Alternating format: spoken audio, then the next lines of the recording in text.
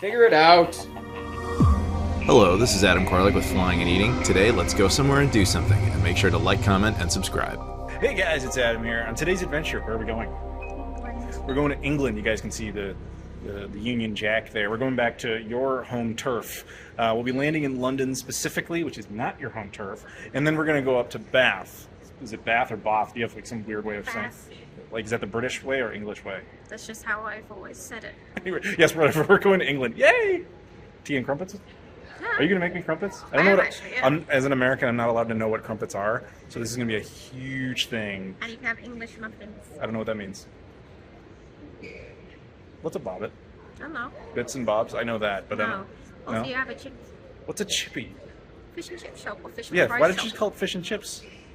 You guys invented the language. I'm going now. Bye. Okay, we've checked in our bags, and so you're going to go in through normal people security, right? Yeah, I'm going to go through the TSA clear lane and everything, because then I can take your bag full of electronics so you don't have to deal with it. I'm actually a really good person here. I'm totally not selfish. This would be the normal people section, and somewhere beyond this great wall lies Amy.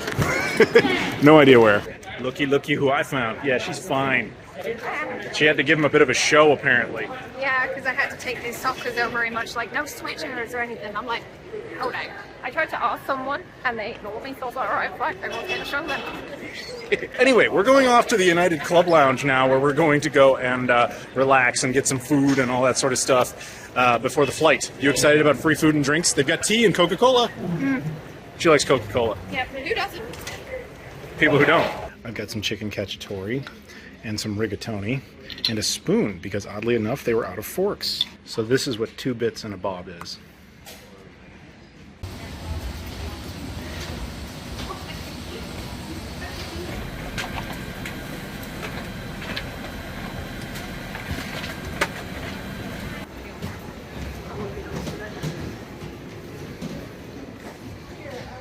Good morning. It's officially day 2. We have landed here at London Heathrow at Queen's Terminal, Terminal 2.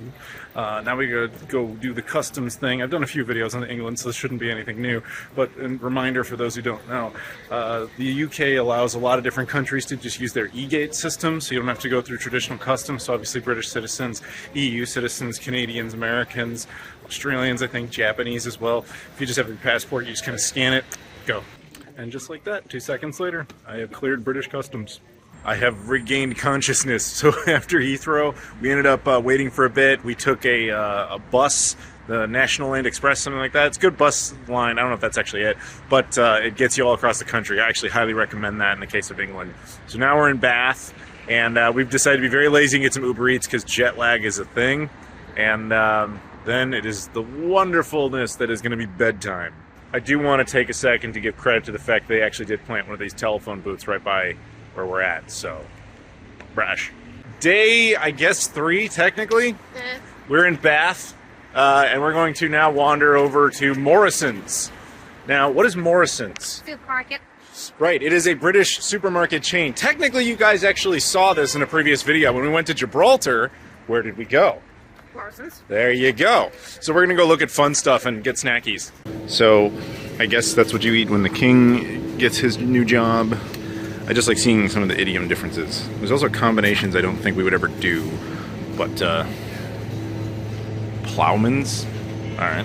One of my favorite things about the UK is the prevalence, obviously, of Indian food here due to their history, and it's so much better here. I mean, we're not going to do this, but trust me, we're getting Indian food later. Also, somebody told me when I was here once that chicken tikka masala is actually a British invention just because British people didn't really like traditional Indian food, so they had to invent something, shall we say, more white people compatible. Good stuff, though. This is one of the best chocolate milks in the world, but it's originally from Belgium. I think this one's actually brewed here, so it's probably not exactly the same, but I'm not going to Belgium on this trip, so I'm going to go ahead and get one of these. Also, you can see cool things like Mars candy bars have a drink, Maltesers, and Galaxy, which is a British candy. And then, of course, actual Cadbury, not the crappy version that we have back in the States. Never heard of this brand, but Don Simon, I'm going to give you props because only you would be like, you know what, lemon and raspberry is blue, pineapple and guava is somehow green, bring it on. I guess as opposed to old potatoes, that's good, but potatoes in cans and water, new potato, what? Our friends the Brits do not kid about the whole baked beans thing. I mean, there's an entire section of them here. props to them, guys. You guys are committed to doing this. Just to the British people out there who don't understand why Americans find this so bizarre, we think of beans as like almost like a condiment. This is like seeing an entire aisle of ketchup, which to be fair you would see in the States. It's just that you guys really took it to another level. I even respect it. You got curry flavored and everything. Hey, you live life, have fun. As a side note, I'd like to point out that Heinz is an American company, but usually we only see it in ketchup in the States, but here it's just like tons of different stuff that actually looks pretty cool. Respect. There's a new flavor of Yorkie. You guys had a Yorkie? This is Yorkie. No, this is orange. This isn't. You picked up the wrong one. I picked up the wrong one. There's a Yorkie. Well, I want the orange one too, actually. The orange one's nice. Okay, so Yorkies. Tell me about Yorkies. They're apparently not for women.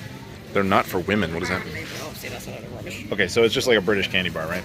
Although I think they took the not allowed for women thing off of it, probably, you know. That really, I was just curious what the candy bar was. Oh, just chocolate. Chocolate, and it's got raisins. There's a new one, the honeycomb edition, limited edition. This is coming back with me. I'm liberating this Okay, go to on. New Yorkie. No one cares. Oh, for those of you who find Kit Kats just too name brand, milk chocolate breaks. So I found something. Don't point at me. I'm not. I'm pointing over there. Look. You think that's authentic? No. That's I've right. had that, and I've had actual deep dish. Which one would you say is better? The actual deep dish. Yeah, that's right. Don't do this. There's also Frozen rubbish. plus Chicago Town is not a brand.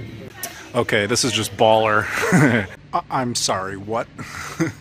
Okay, even more what? What? So this I legit want to try, but it's just too much of this for ketchup. Yep. Like I don't need this much ketchup. But then this killed my appetite completely. We used to live in a society, and now it's this. Okay, this one actually looks really cool, but I just don't have that much need for ketchup, so I can't buy it. I can't justify it to myself. But there you go. They apparently have smoky bacon ketchup here. I'm sorry, what? Really? That's what you named it. Okay.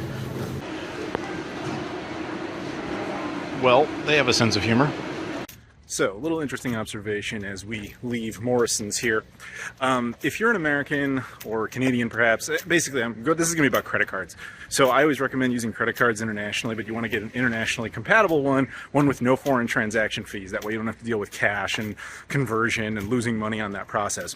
Whatever. I've talked about that in the past, and I still recommend that. However, something I've noticed over my years of traveling is typically, as an American, we're like the only country that still requires signatures on stuff, even though we never really check IDs or anything. That can be an issue when you go to other countries because they're not expecting it.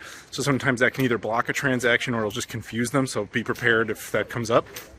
But I have noticed that if you just tap, if your credit card supports that, if you're just tapping, then typically it doesn't ask for the signature. However, it does still ask if you use the chip or if you swipe, even if you're going back that far.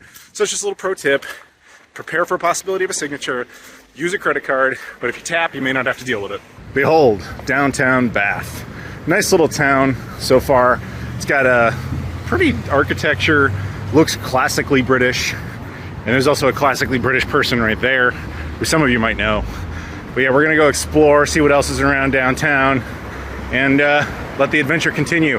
And then tonight, we're either getting Indian food or, yes, another fish and chips, because the one we had last night was baller, and that was takeaway, so let's do this. Pretty sure this is where we got the fish and chips last night. Granted, they're closed and there's a fat guy in the reflection. We found this like cool graveyard thing, but as you can see, it's a tad locked off at the moment. Otherwise, we'd probably go in and explore for you. Oh, would you? But in the meantime, you can just look at like old ruins and things. Check it out, guys. I have legit crumpets. We call them English muffins, but apparently they're totally different for some reason.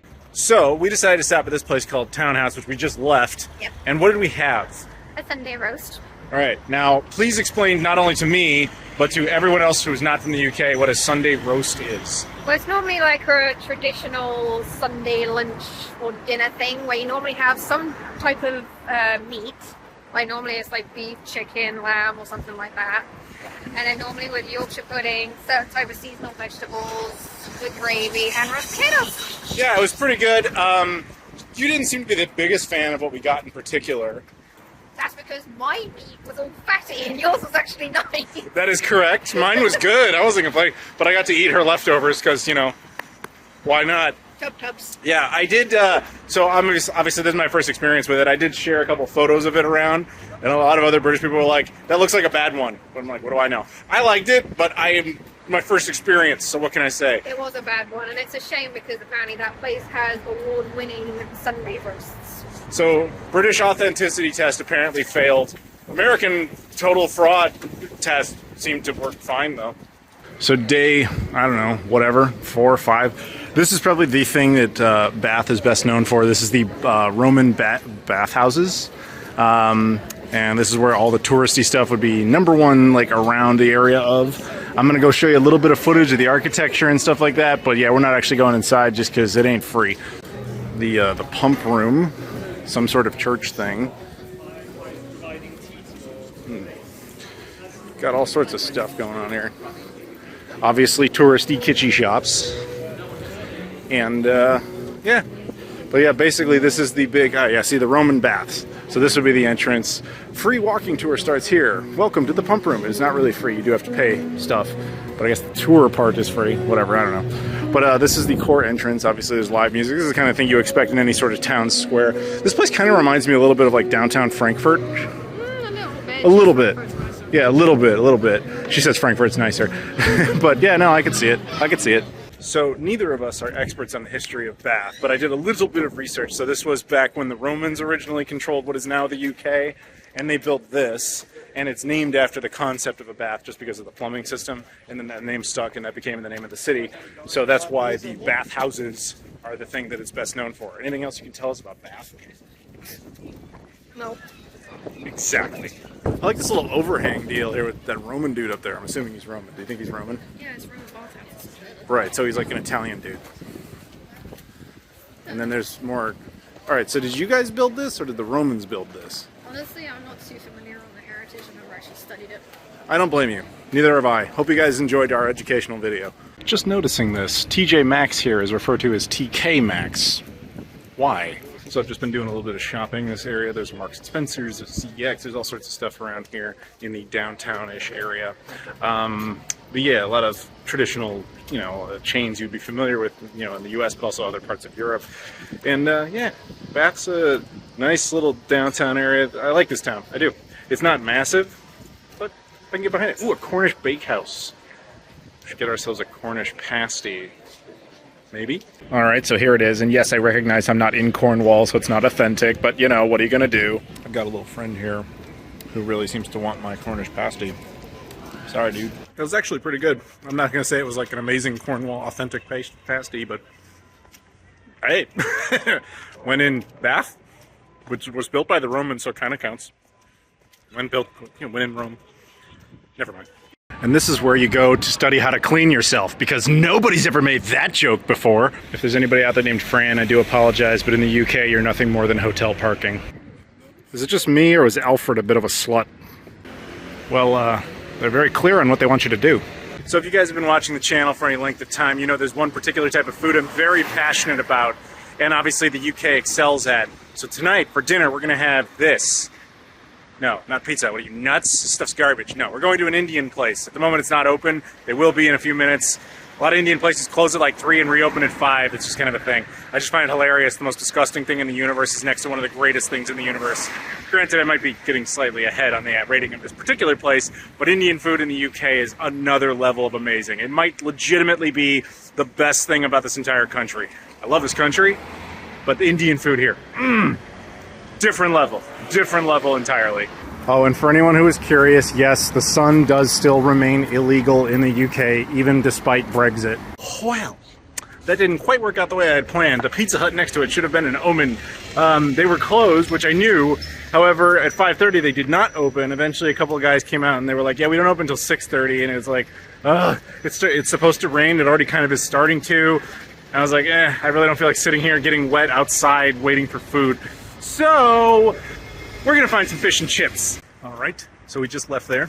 Got the food here to go, which probably the most interesting thing about that place is that it was actually run by British-era Hong Kongers, which was kind of cool to see, because that's like a whole big story in of itself about the history of Hong Kong when the British had to return it. But the people who were living there at the time had the option to basically become British citizens within the UK, and a good fair amount of them took it. So they were older, of course, but it was interesting to see. Very cool. So, yay, fish and chips time. Good morning, it's day who knows, and this is some British stuff. And of course, the Sky does verify that once again, sunlight does remain illegal in this country. Today, what we're doing right now is we're going to redeem what happened before. We're getting Indian food. It's gonna happen. I'm walking right there right now. We're gonna do this. Check it out. The cemetery is actually open today. Just get a quick look here. These are really old headstones. Look at that. Very neat. Yeah, I don't pretend to have any idea how long ago these were buried, or of course, but yeah, I wasn't expecting to see this, so neat. Let's see if we can get any information. February 18, I want to say that looks like 1857, I think. That should give you some idea. Very cool. All right, attempt number 2. The open sign is active. Let's do this. That, my friends, is how you do Indian food. Okay, so I had like this paneer, which was like a curry with basically Indian cheese and cream sauce and stuff like that. Oh, it's phenomenal. And I get some garlic rice, which is what they looked really good to me. Chili garlic rice, I think it was. And then a garlic naan.